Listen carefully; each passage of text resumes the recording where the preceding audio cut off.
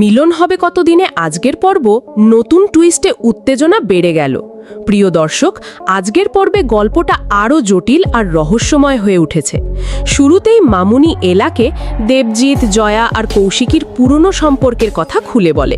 সে জানায় কৌশিকী দেবজিৎকে অনেক ভালোবাসত, কিন্তু দেবজিৎ শেষমেশ জয়াকেই বিয়ে করতে চেয়েছিল। এসব কথা শুনে এলার মনে সন্দেহ দানা বাঁধে। সে ভাবতে শুরু করে যে ময়নাক স্যারের বাবা বামার মৃত্যুর পেছনে হয়তো কৌশিকেরই হাত আছে।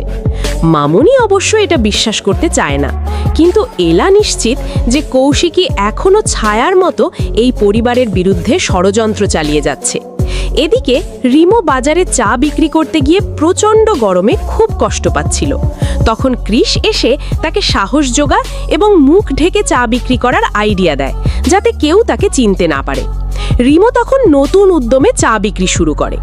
অন্যদিকে এলা ও গোড়া পুলিশের কাছ থেকে জানতে পারে যে আলিয়া ম্যাডাম এখনও নিয়মিত কৌশিকীর সাথে যোগাযোগ রাখছে এবং কৌশিকী এখনও কলকাতাতেই আছে। এই খবর শুনে এলা ঠিক করে আলিয়ার উপর নজরদারি শুরু করবে। ঠিক তখনই মামুনির ফোন আসে। আলিয়া বাড়ি থেকে বেরিয়ে গেছে। এলা তখন গোড়াকে বলে আলিয়াকে ফলো করলেই কৌশিকীর সন্ধান মিলবে। বাজারের আরেক দৃশ্যে নীরা তার বান্ধবীর সাথে চা খেতে আসে। সেখানে মুখ ঢেকে চা বিক্রি করছিল রিমু। দূর থেকে কৃষ ভয়ে কাঁপছিল, নীরা যদি রিমুকে চিনে ফেলে। নীরা আর তার বান্ধবী রিমুর ছায়ে বেশ প্রশংসা করে, কিন্তু তারা লক্ষ্য করে চাওয়ালার হাত কেমন যেন কাঁপছে। নীরা জিজ্ঞাসা করতেই রিমু গলা বদলে উত্তর দিয়ে দ্রুত সেখান থেকে সরে পড়ে। তার এই অদ্ভুত আচরণ দেখে নীরা আর তার বান্ধবীর মনে সন্দেহ জাগে। ইতিমধ্যে এলা ও গোড়া আলিয়াকে অনুসরণ করে একটা মন্দিরে পৌঁছে যায়।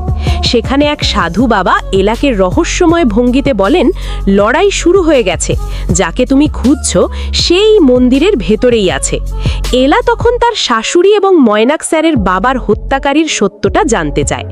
বাড়িতে ফিরে দেখা যায় নীরা বই পড়ছে। রিমু সবার জন্য কফি বানিয়ে নিয়ে আসে। মামুনি তার কফির খুব প্রশংসা করে।